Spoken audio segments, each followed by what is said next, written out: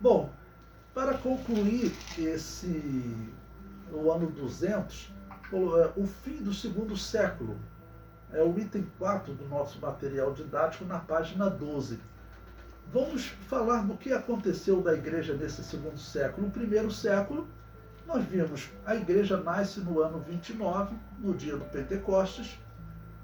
No ano 64 teve um grande abalo com o início da perseguição de Nero. No ano 70, Jerusalém foi destruída, os cristãos escaparam, porque um profeta anunciou antecipadamente a eles, foi um momento importante, ok? E no final do primeiro século, no ano 89 ainda, Domiciano deu início àquela perseguição. E o que se destacou, isso foi o primeiro livro, né? Tá bom? E o que se destacou nesse segundo século, que nós estudamos? Então eu coloquei aí, ano 200 da era cristã. O segundo século foi marcado por uma grande mudança na história da igreja. Não havia mais apóstolo vivo, e uma série de perseguições e martírios marcaram este século. Bom, o fato de não haver apóstolo, muitas pessoas começaram a se dizer autoridades cristãs e pregarem doutrinas absurdas. Quando João estava vivo, as pessoas iam até João, João escreveu uma carta e dizia: isso está errado, porque eu ouvi do próprio Jesus. Se você pegar a epístola de João,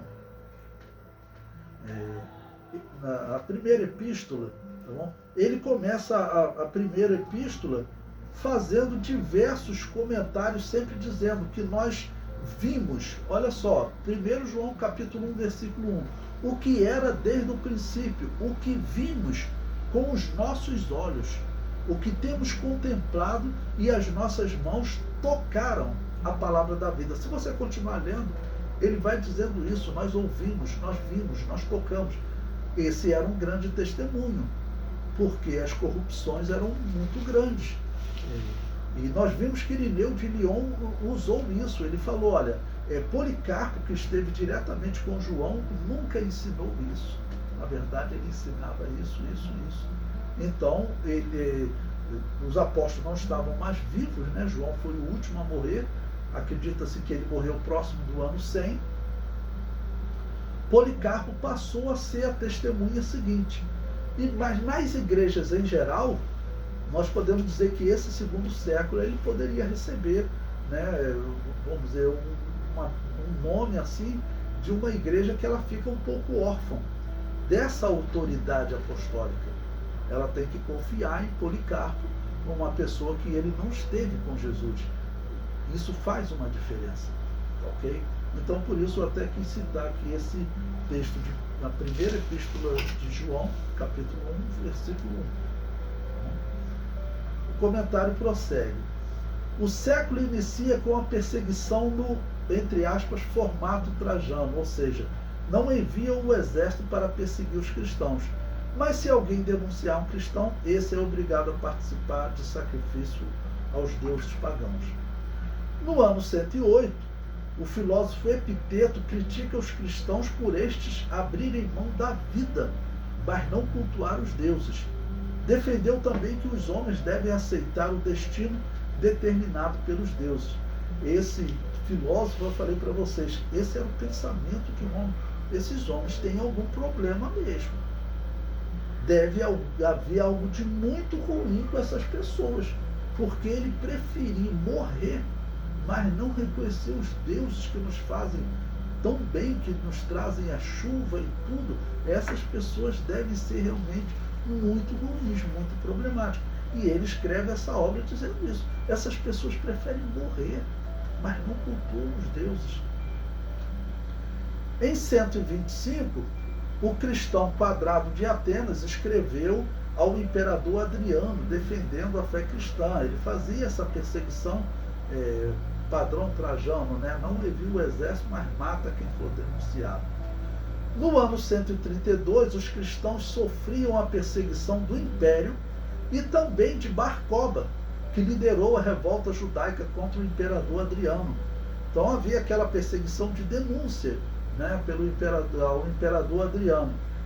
Mas quando os judeus fizeram a revolta com Bar Koba pegava os cristãos judeus, ou judeus cristãos, né, e diziam, você tem que abandonar o cristianismo e voltar ao judaísmo, porque você tem que entrar na luta contra Roma. E os cristãos sofreram também muito nas mãos de Barcola. No ano 138, tivemos a defesa que o cristão Aristides de Atenas escreveu, onde comparou os deuses romanos ao Deus cristão e afirma que a ordem extrema que as estrelas seguem no céu foi determinada pelo Deus cristão. Ou seja, aquilo que os romanos chamavam de deuses foram criados e ordenados pelo Deus cristão. Então, essa argumentação foi muito linda, né? Então eu coloquei ela aqui como destaque para vocês. Júpiter, ele segue uma ordem no céu. Sabe quem estabeleceu essa ordem? Foi o Deus cristão. Neste mesmo ano, se destacava o herege Menandro, seguidor de Simão, que tentou comprar o dom de Deus e acabou por dar início ao gnosticismo. Lembre-se, aquele grupo horrível, né?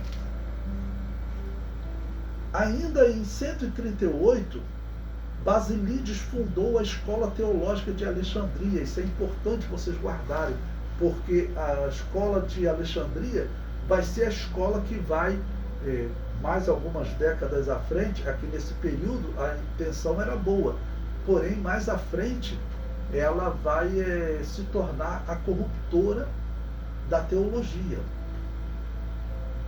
Por quê? Porque eles vão fazer com que alguns mestres dessa escola participem de culto pagão. E a partir disso eles vão começar a ensinar heresias absurdas. Nós veremos. O comentário prossegue. As perseguições fizeram surgir neste século homens que defendiam não haver problema em cultuar o demônio, nem mesmo comer das coisas sacrificadas. Se isso ocorresse durante uma perseguição, e desenvolveram heresias horríveis. Isso foi defendido por Basílides, exatamente essa figura, né? As coisas sacrificadas não tinham problema. No ano 154, encontramos a Igreja de Roma, normalmente marcada por traditores, fazendo uma alteração na Páscoa, o que sabemos ser um erro significativo. Esse erro foi obra do bispo Aniceto, que debateu com Policarpo defendendo essa heresia. No ano 155, a igreja sofreu um grande pacto com o martírio de Policarpo, que fora discípulo do apóstolo João e o grande líder da igreja no início do segundo século. Bom, aqui uma pausa aqui para explicar. Eu digo que a morte de Policarpo, ela também foi significativa. Não tão significativa quanto a morte de João. Mas Policarpo era uma pessoa conhecida dos cristãos e eles sabiam que ele tinha sido discípulo direto de João. Então a palavra dele entre os cristãos, podemos dizer que era praticamente lei, né? Os cristãos diziam, esse homem aprendeu direto com o apóstolo, que era um apóstolo especial de Jesus. Então a morte dele, com certeza, foi outro impacto. A partir disso, Irineu, ele utiliza o seu contato com Policarpo e o contato de Policarpo com João para validar os seus ensinos, né? O comentário prossegue. No ano 166, teve início a grande peste, que aumentou significativamente a perseguição. Lembre-se que essa peste matava 25% dos infectados ou da população de cada cidade. 1/4 das cidades sofria. Então, era muito pior do que o que nós sofremos aí com o Covid. Ok? O comentário prossegue. O ano 172 foi marcado pela morte de Taciano, que fora discípulo de Justino Marte, mas após a morte do seu mestre começou a pregar heresias. Taciano não morreu na perseguição feita ao seu mestre e aos seus companheiros. tudo indica, aceitou adorar o demônio para não ser martirizado. Daí a razão para se tornar um herege, adotando doutrinas gnósticas. Lembre-se que os gnósticos, começou a perseguição. O que eles faziam? Eles falavam, eles já iam para o templo adorando tranquilamente. Os outros cristãos criticavam ele, mas eles argumentavam, isso foi obrigado, foi por exigência, isso aí não vale de nada. Mas como assim você vai comer uma coisa sacrificada aos ídolos e isso não vai ter nenhum efeito na tua vida espiritual? Você, além disso, você tinha que amaldiçoar o nome de Jesus, outros exigiam que você entregasse os livros sagrados. Então, era uma coisa horrível. Mas alguns acabavam se convencendo, e Tarciano, ele se tornou gnóstico. Provavelmente ele chegou à conclusão, bom, eu vou seguir o argumento desses caras, eles estão aí, né? Porque o mestre dele foi morto, com os companheiros da escola. Bom, prosseguindo, no ano 177, 48 cristãos foram martirizados em Lyon, na França. Irineu contou essa história, né? Foi algo chocante. O ano 178 foi marcado pela obra Discurso Verdadeiro, do filósofo Celso, que difamava o cristianismo de forma sarcástica. Ainda deu esse nome absurdo. O historiador Cássio Dio nos conta de cristãos que faziam parte do exército de Marco Aurélio. E este imperador solicitou a oração a Jesus Cristo. Esse evento pode ter amenizado um pouco a perseguição.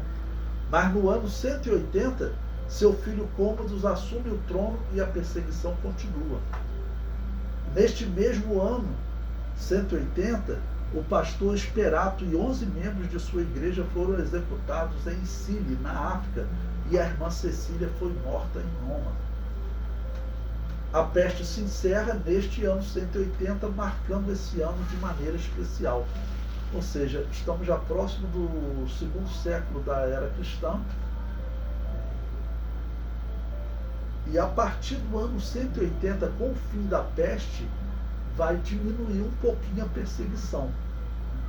O comentário prossegue. O ano 180 também ficou marcado pela morte de Exegipo, que publicou uma história da igreja em 5 volumes que infelizmente se perderam. E esse Exegipo, que era um historiador judeu, que ele escreveu muitas histórias sobre os apóstolos. Certamente teríamos muito mais detalhes do que tivemos no livro de Atos, que tinha que ser um livro curto para que a Bíblia Sagrada também não fosse um livro muito extenso, tá bom? Mas infelizmente essa obra se perdeu. Ainda em 180 foi publicado o Cânone de Meliton, listão dos livros do Antigo Testamento que a igreja utilizava. E nós sabemos que ele é exatamente o mesmo conteúdo da nossa Bíblia. E em 180, Teófilo fundou a escola de Antioquia, que se destacou como escola conservadora. Eu digo que a escola de Antioquia, na verdade, ela foi fundada pelo apóstolo Paulo. A igreja que existia lá mantinha, certamente, aquela doutrina conservadora, porque foi uma escola que, podemos dizer, foi a primeira escola teológica. Atos capítulo 13, nós vemos o apóstolo Paulo junto com outros mestres, ex-mestres também do judaísmo, que estão reunidos ali debatendo doutrinas. Bom, o fim agora do segundo século, que nós acabamos de estudar, vai marcar a importância da figura de Irineu, que escreve muitas obras, mas que já próximo do fim do segundo século, a religião, a perseguição ao cristianismo será retomada por conta do imperador Sétimo Severo, que é o imperador desse ano 200, ok? Lembrando que ele era sacerdote de Baal, que nesse período era chamado de Heliogábalo.